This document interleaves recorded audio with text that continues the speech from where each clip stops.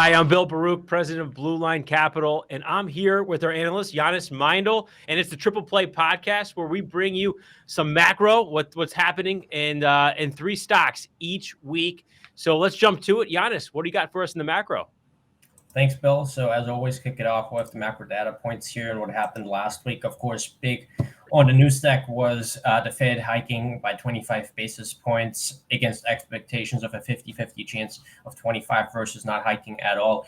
They do plan on continuing the balance sheet runoff, although when they started balance sheet runoff and up until it troughed, it sort of made it halfway back because of banks using the discount window, the new facility that they established at which banks can post collateral at par. So it's really not clear how long it can go on for given the current stress in the system already. And then they removed ongoing rate increases from the statement. Maybe some of that is because financial conditions are already tightening because of the recent events we see with the banks.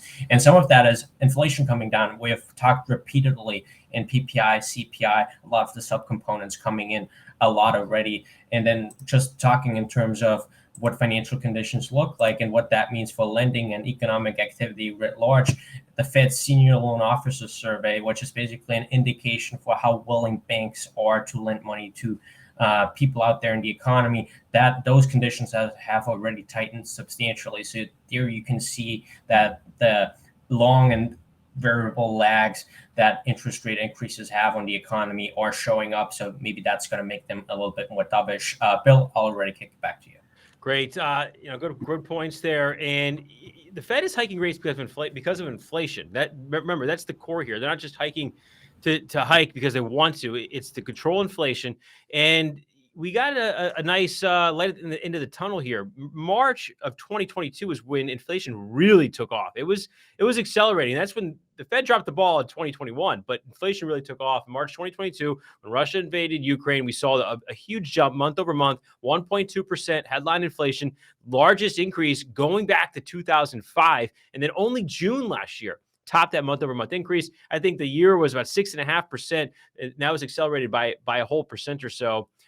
So we have higher base comparisons as everything unfolds.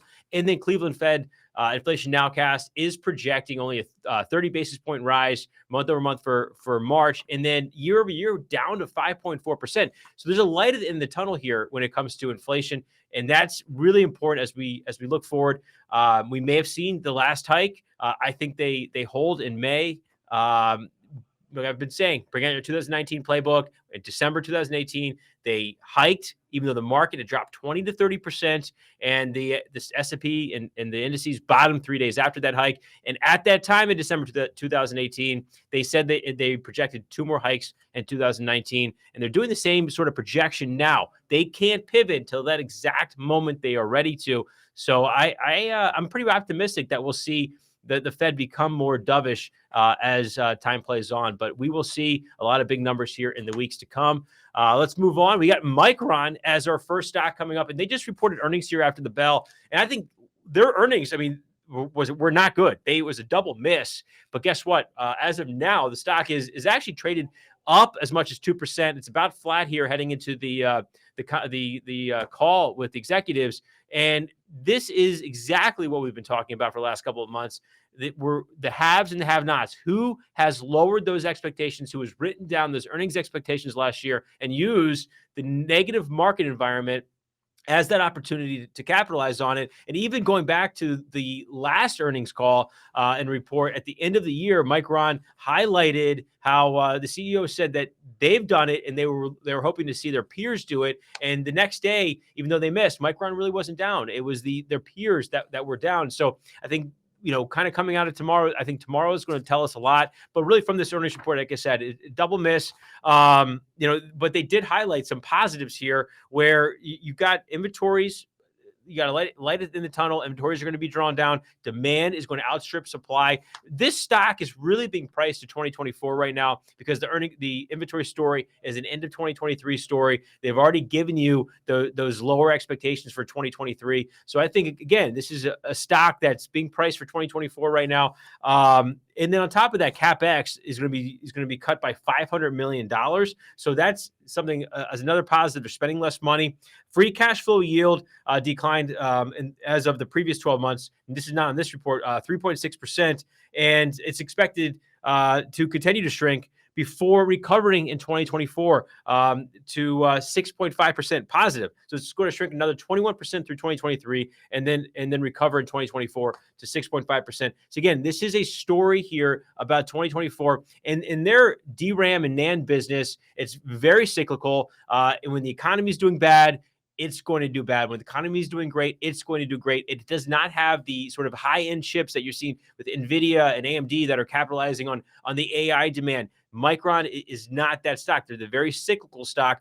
But if we have, again, if this is a soft landing, Micron's going to do very well. Even if we head into a recession right now, again, I'm looking at 2024. I think the stock is priced in 2024. We own this name. We've owned it for a long time. We really like this name, especially after it's sold off. I'll show you the chart here in a minute. But before we get to that, Jannis, what do you have for us here? Yeah, exactly. I mean, semiconductors are a cyclical business, and especially with Micron producing those memory rather than the GPUs and the CPUs, you'll have that stretch in both directions. You see right here on the revenue chart with the year-over-year revenues. It's this green line that you see here. That's Micron, and you see that it extends above and beyond all the other actors in this game. And the same is true not only for revenues, but for margins, for profits, and also cash flows. You see the cash flows from its operations. So the day-to-day business, what does that do? That has collapsed, but those expectations have gotten built into the stock here with memory chips, with DRAM and NAND pricing down substantially here over the course of the last year or so. And then I think one of the key things with the stock to consider, in the past, we've been speaking about the NVIDIAs, about the AMDs, about the Synopsyses, and those are not producing their own chips. And that was a capital-light model where the companies don't have to put as much money in. That's not the case with Micron. Micron is following the Intel sort of path. They're producing their own memory chips. They plan on investing $150 billion until 2030. So you have to consider that they will be putting a lot of money into this business since 2018 to 2022, Q4 of 2022. They've grown the investment in their operations by 9% annually on a compounded basis, and their property, plant, and equipment base has grown by 13% over that same time frame. So that's something to consider. They are a capital-intensive business. And then also, because you're talking about memory chips and about the global chip war that's currently ongoing with China, you have to remember that maybe you will see somewhat of a slowdown with the stock in the Asia-Pacific region, because some of these companies will be playing catch-up there. So there are a lot of moving parts, but as you said, a lot of negative expectations have gotten built into the stock amidst this DRAM and NAND pricing slowdown and the volume decrease along with it. I remember Jim Cramer yesterday on CNBC had mentioned that HP actually noted that now that we have been in this prolonged slowdown on the PC side, we might see a little bit of a turnaround. So that's what we are looking out for. I'll kick it back to you, Bill. Great. Yeah, and finish off with the Micron chart. You got to go back to 2016, and you see this trend line that it has held. It's a beautiful, beautiful hold here. So as long as this continues to hold, that's a very good positive. $50 is also where it really, really started to rally in the summer of 2020, breaking out. So I've highlighted as well this is sort of this purple band of previous highs, the breakout area, and where we're battling right now. So it's no coincidence that we've surrendered all that frothiness from through 2021, and we're right back where it really mattered in 2018. And breaking out really actually right before the pandemic in early 2020. And then where we did break out in the summer of 2020, we're right back at that. Also happens to be previous lows through 2021. And then as it broke down in early 2022. So a lot right there. That's the battleground, especially if we start getting above $70 in this thing, it's going to be very bullish on a technical. We would really increase our opinion to think that this thing is going to be moving much higher. So we like the name. We own it right now, and it's a very constructive setup for now. Let's move on, though. We got American Express next. This is a great dynamic name right now. It is. They've done a lot to expand their customer base. So first off, American Express, it's the high-end consumer and businesses. So, are they totally insulated to a recession? Absolutely not. But they are going to find themselves in a better spot than, say, Visa and MasterCard. Not to mention, it's at a lower multiple than Visa and MasterCard. You got next 12 months at 14, Visa at 25, MasterCard at 29. And as well within our theme, we've talked about trailing 12 month is 16. So we got a next 12 lower than the trailing 12 month, which is terrific. Now, this is also a big Buffett holding. I think it's really great that Buffett in his portfolio, American Express, accounts for 7%, and he owns 20% of the company. I mean, they own 20% of the company. So, it's just a lot of that. There is share buybacks have increased their overall holding. And the reason why the share buybacks, going back to that, it's a very well run company. The executives communicate very well. They want to return value to the shareholders. That's also why Buffett owns it. The dividend right now, just under 2%, isn't anything to write home about in this sort of environment. But there have obviously been times where a 2% dividend is actually something that sounds very nice and chunky, with when rates were at zero. But overall, I think this is just a solid name. Overall, and they've been able to expand their customer base. They've added 3 million new card members in the fourth quarter. They're focusing on Gen Z, millennials as a new growth engine, account for 75% of the new members in 2022. So they're well positioned. Net income margins from the current 14.8 are down a little bit, and the yearly revenue growth is moderating significantly in recent quarters, down the growth of 9%. So there's obviously some headwinds, but that's to be expected in the sense that a lot of spending last year, 2022, a lot of spending through into that through the 2021 through the pandemic. So it's going to moderate a little bit, and Jannis, I'll hand it over to you from here.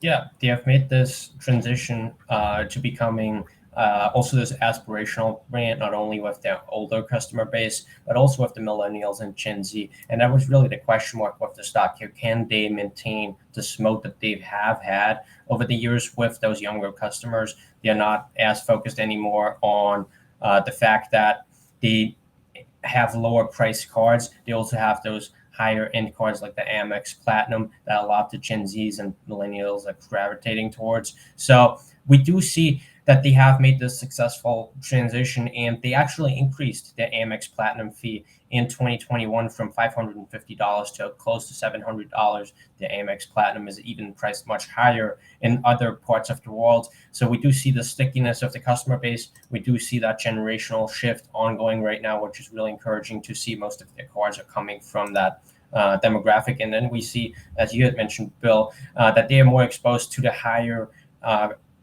end quartiles of the income spectrum here. And what that means is that as delinquencies maybe normalize a little bit here, those will be the last customers that ultimately take the brunt of that. So a lot of cross currents, I would say. But if the economy sort of stabilizes here, if things don't cool down as much as people might fear at this point, then this will be a company that's going to do well in the foreseeable future, especially as you have 5 billion credit cards globally, only 100 million of that are American Express cards. And as the company maintains that aspirational status of sorts, that's going to be a good thing going forward.